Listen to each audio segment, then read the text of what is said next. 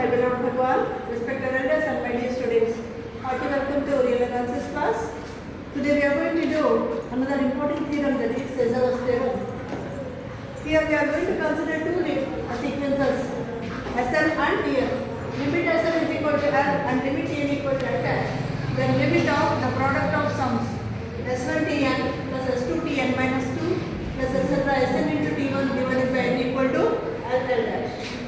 In order to prove this, consider alpha n. We are going to consider another new sequence, alpha n to be equal to Sn minus L.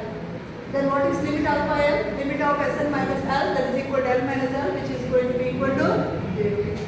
Next, Sn is equal to what? This is from this. Easily we can say L plus alpha n. Now what is happening? Limit alpha n equal to 0. So by the definition, what is going to happen? By the Cauchy's first theorem on limits, whenever the limit of this modulus is also 0, of course no doubt about it, and limit of a sequence equal to 0 implies the corresponding arithmetic mean is also going to be equal to what? 0. That is by Cauchy's first theorem of limits. By Cauchy's, actually this is Cauchy's first theorem of limits. Okay, so because of this we got this result, namely that is limit n tends to infinity modulus of alpha 1 plus modulus of alpha 2 plus etc. modulus of alpha n by n equal to what? 0. Now consider what we are going to prove.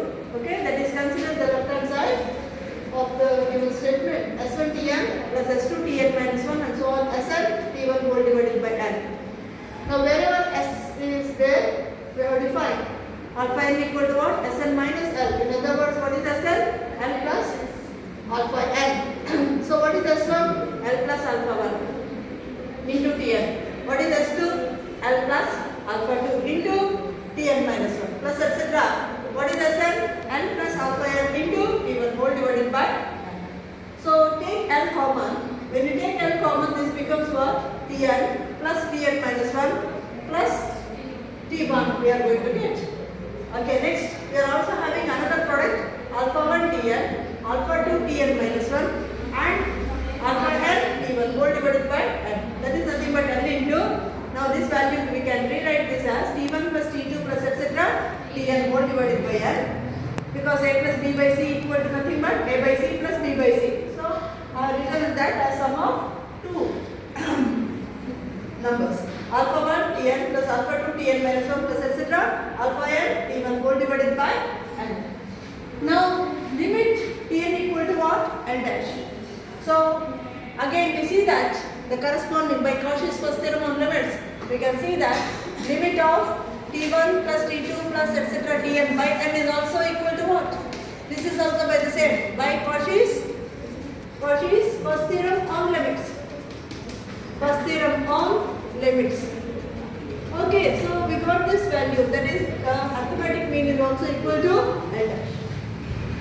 Now limit Tn equal to L dash, what is the meaning of that? It is convergent to L dash. Every convergent sequence is bounded. So it is bounded. That means all the Tn's, they are smaller than some positive real number.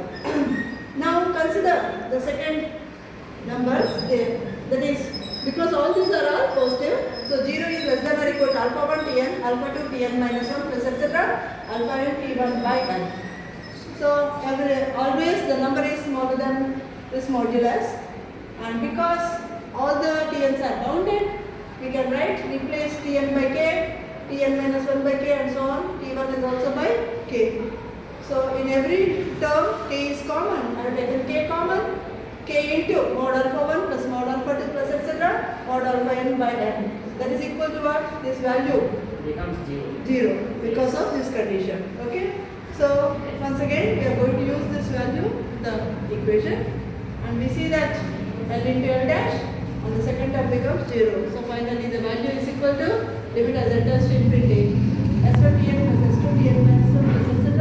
Sn into T1 whole divided by n equal to L dash. I hope this is clear. Thank you very much.